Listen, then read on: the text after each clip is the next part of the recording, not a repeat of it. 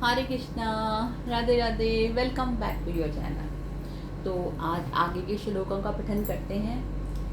यत्तो हपि कौन्तेय पुरुषस्य विपक्षितः इंद्रियाणि प्रथमानि हरन्ति प्रवसं मनः। इसमें ठाकुर जी अर्जुन जी से कहते हैं, एक्चुअली वो अर्जुन जी से नहीं कह रहे, वो हमें माध्यम, अर्जुन जी को माध्यम बना के हमसे कह रहे हैं।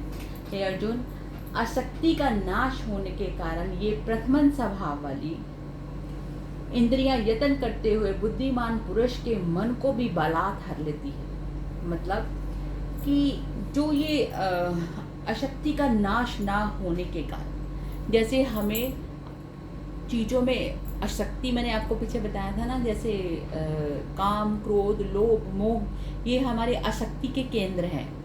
जैसे बच्चों से मोह होना, सुंदर स्त्री को देख के विचलित हो जाना, खाने को लेके लोलुप हो जाना, पैसे की चिंता, ये सब अशक्तियाँ हैं हमारी जो जगह जगह फैली हुई हैं। तो जो ये अशक्ति का जिनका नाश नहीं हुआ, जिन्होंने अपने पे कंट्रोल नहीं किया, जो नाम जप नहीं करते, जो ध्यान साधन नहीं करते, उनके लिए ठाकुर जी कह रहे हैं कि प्रथमन स्वभाव वाली इंद्रियां यत्न करते हुए, प्रथमन स्वभाव वाली इंद्रियों का मतलब कि जो अपनी बंदे को हरा के खुद को ही आगे रख लेती हैं। जैसे एग्जाम्पल के तौर पे विश्वामित्र जी, वो क्या कहते हैं, कितने ज्ञानी और बुद्धिमान पुरुष थे, लेकिन वे जैसे ही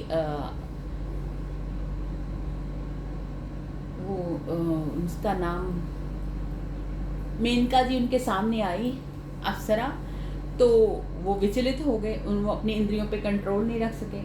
और जैसे दुर्वासा जी हैं, उनका क्रोध के ऊपर कंट्रोल नहीं है।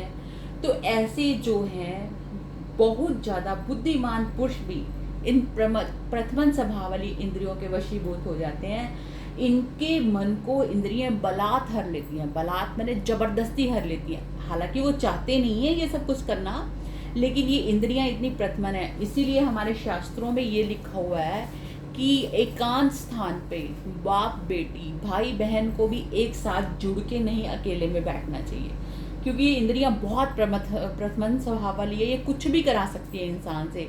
ये विवेक और बुद्धि को हर लेती है, दिमाग खराब कर देती है। वही कहते हैं ना, जब क्रोध आता है तो बंदे का अपने ऊपर कंट्रोल नहीं रहता, और बाद में क्या कहते हैं, उसको पता चलता है कि उसने ये क्या कर दिया, है ना। तो इसलिए अशक्ति, इन सारी चीज़ों का कारण क्या है, अशक्ति का नाश ना होना। जिनकी अशक्ति का नाश नहीं हुआ, उनको इंद्रियां विवश कर ही देती हैं।